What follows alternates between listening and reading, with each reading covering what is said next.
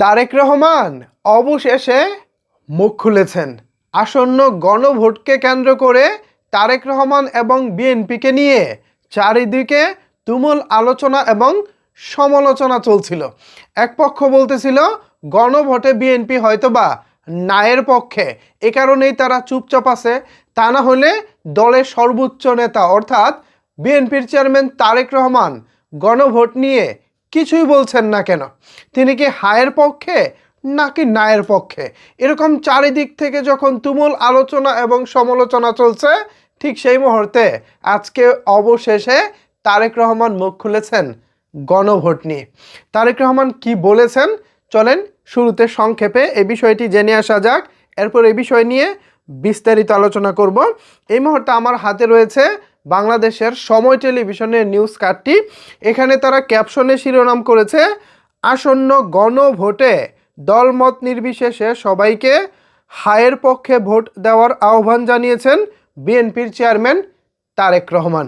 এই যে তিনি আজকে সরাসরি সবাইকে গণভোটে ভোট দেওয়ার আহ্বান জানিয়েছেন, এটা কিন্তু আজকে চমৎকার একটি কাজ হয়েছে। তারেক রহমান দেশে ফেরার পর এখনো পর্যন্ত বড় কোনো মঞ্চে প্রকাশ্যে গণভোট, এমনকি হা অথবা না, মানে হ্যাঁ অথবা না, এই বিষয় নিয়ে এখনো পর্যন্ত সরাসরি কোনো দিক নির্দেশনা তিনি দেননি, মানে আজকের আগে। তো এই যে তিনি তার অবস্থান জানাচ্ছেন না, এই যে তিনি তার মতামত জানাচ্ছেন না, এটা নিয়ে কিন্তু বিএনপির যারা প্রতিপক্ষ আছে, দল আছে, তারা কিন্তু আঙ্গুল তুলতে শুরু করেছিল। বিকজ অন্যান্য দল ইতিমধ্যেই অনেকেই হায়ের পক্ষে ক্যাম্পেইন শুরু করেছে, স্পেশালি জামাত, এনসিপি, তারা তো শুরু থেকেই গণভোট এবং হায়ের পক্ষে স্বেচ্ছার বা সোচ্চার বলা চলে। তো সেই জায়গা থেকে এখন বিএনপির আসলে অবস্থানটা কি?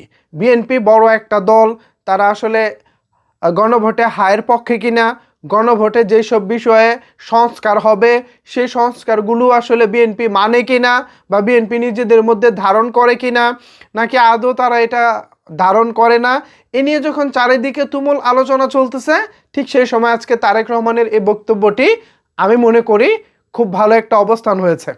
দল হিসেবে বিএনপি বাংলাদেশের এই মুহূর্তে সবচেয়ে বড় দল, এবং যেহেতু দলটা বড় এবং সর্বোচ্চ নেতা তারেক রহমান, সো এই দলের প্রতি মানুষের প্রত্যাশাটাও বেশি, তারেক রহমানকে ঘিরেও মানুষের প্রত্যাশা বেশি। এ কারণে তাকে নিয়ে আলোচনা সমালোচনা সবসময় হয় এবং তার দিকেই তাকিয়ে থাকে সারা বাংলাদেশের মানুষজন। তিনি কি বলেন? বাংলাদেশে পপুলার ফেস বলতে এই মুহূর্তে দুজন আছেন, একটা হচ্ছে জামাতের ডক্টর শফিকুর রহমান, আরেকজন হচ্ছেন বিএনপির চেয়ারম্যান তারেক রহমান। সো এই দুজনের কথা মানুষ শুনতে চায়। এখন এই দুজন কোন নেতা কোন পক্ষ নিয়েছে, এটা নিয়েও কিন্তু সোশ্যাল মিডিয়ায় নানা রকমের কন্ট্রোভার্সি হয়। সো সেই জায়গা থেকে তারেক রহমানের আসন্ন গণভোটের পক্ষ নিয়ে যে কোনো একটা মানে বলা উচিত ছিল। আজকে ফাইনালি তিনি হায়ের পক্ষে বলেছেন। এটা আশা করি বিএনপির যারা তৃণমূলের নেতাকর্মী আছেন আপনারা বিষয়টি মাথায় রাখবেন। এবং আমি মনে করি দেশের সাধারণ একজন নাগরিক হিসেবে এটা আমাদের জন্য ভালো, এটা আমাদের জন্য খুবই ভালো। আগামীর বাংলাদেশে প্রত্যেকটা রাজনৈতিক দলের জন্য এটা ভালো কিছুই হবে বলে আশা রাখছি। এখন ভবিষ্যতে কি হবে সেটা হয়তো সময় বলে দেবে। তো ভিউয়ার্স, এই বিষয়ে আপনাদের মতামত কি ভাবছেন জানাতে পারেন আপনার মতামত নিচের কমেন্টস বক্সে। ধন্যবাদ সবাইকে এতক্ষণ আমার সাথে থাকার জন্য।